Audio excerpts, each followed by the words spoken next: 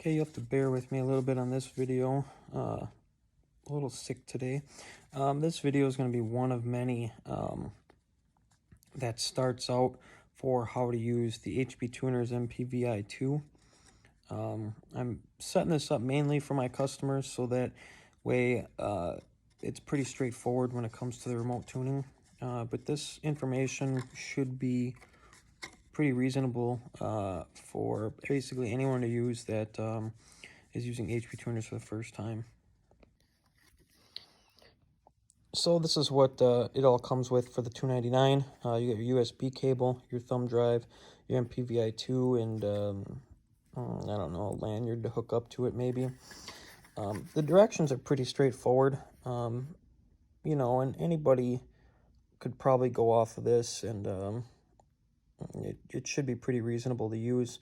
I'm going to go a little bit more in depth and show how to do it for this video, and then the next video will go more into the remote tuning for my customers. Okay, the first step is actually to go to hptuners.com, the website.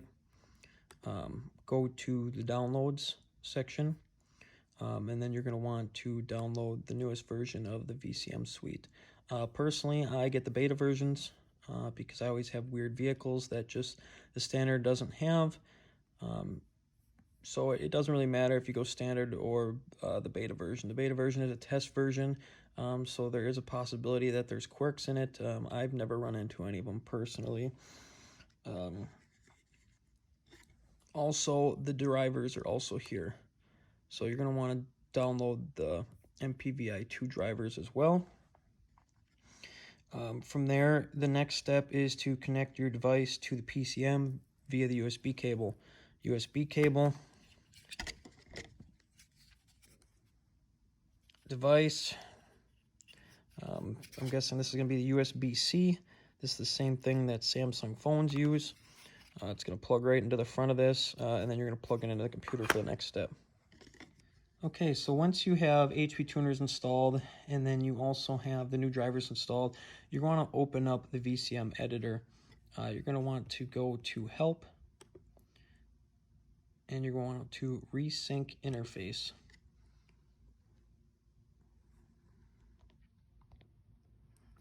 From there, it's going to sync up to your device.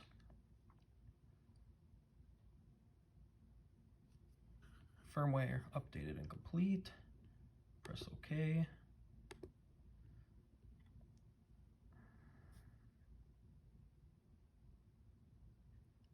I'm just going to read this here. See, I have an mpvi1.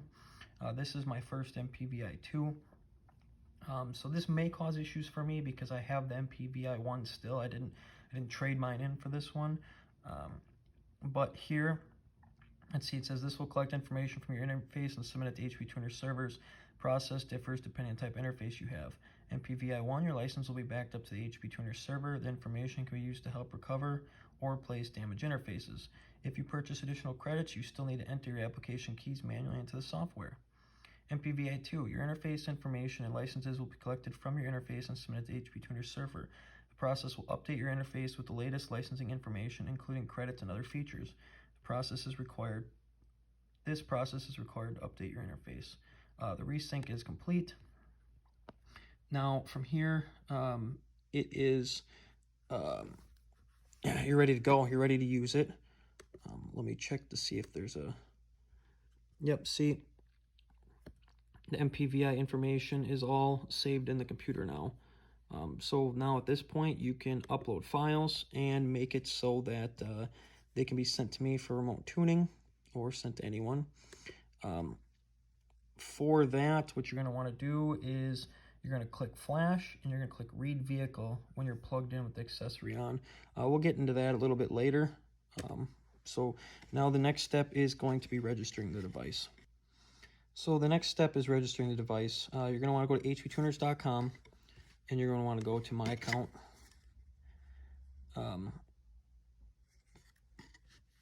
You're going to want to register, email address and password.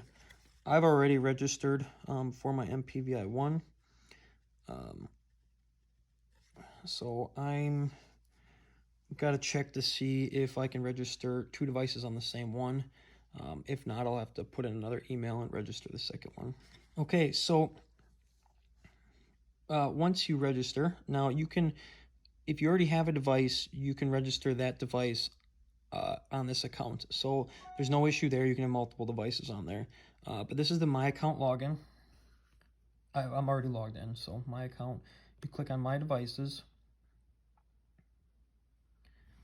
Okay, so it allows you to add more devices, mpvi1, mpvi2. You're going to have to register your mpvi2 here. This information, you go back to VCM Editor. This information is right here. You go to the Help button. You go to mpvi2 verification code, and there's your serial number and your verification code, which will allow you to register it here on the website. Okay, now I have the device registered. Now it's going to be on purchasing credits and upgrades. So to purchase the credits, you want to go to HP Tuners again, and you want to go to My Account. So I'm already in My Account here. So the next step is to go to, so right here is My Account here. Next step is to go to My Devices. And then you're going to want to scroll down here. Let's see here. Here's the devices here. So here's my mpvi1. It tells you how many credits you've used on it, blah, blah, blah, blah, blah. Go down here. Here's my mpvi2. All you have to do is click Add Credits. And here is the universal credits. $49.99 a piece. Put in however many you want. Add cart, order them. And from there you should get an email with the rest of the information that you need to use those credits. So I have the smart access cable installed on this 20 RAM. You don't need it to read the file, but you do need it to program the truck. It's cold as hell out here right now, so I'm gonna sit in the truck here and warm it up a little bit. Then once it's warmed up, I will show you how to read the file. That way you can tune it, or if you're a customer doing the remote tuning, it'll allow you to take the file and send it to me so that I can modify it and send it back. Okay, now it's time to read the file. You're going to have vehicle and accessory.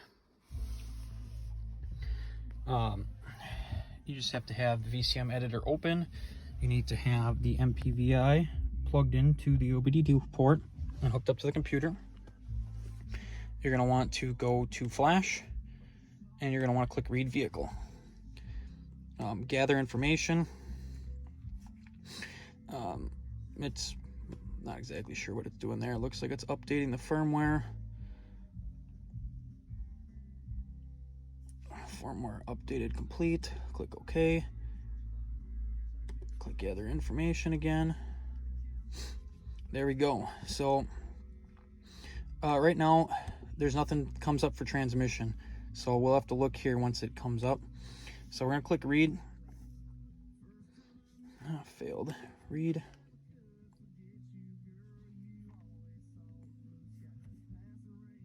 Controller initiated.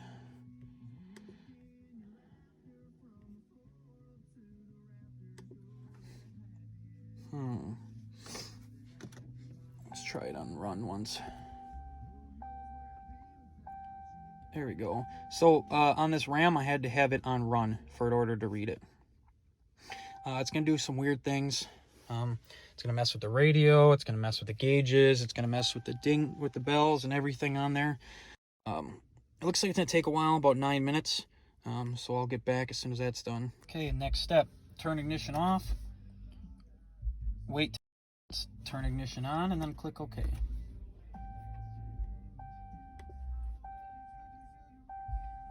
Now it's just going to let me save it. I'll save it as stock 19 RAM. Save. And that's it. The file's saved. You can look at and change anything that tables that are available. There's not going to be anything for the transmission yet for the 19 because they have not released anything yet. So that kind of sucks, but we can do the engine right now, and we can always do the transmission later. And then, like I said, all you gotta do is email me this tune for the people that are getting remote tunes done, and I can modify anything you need and send it back to you.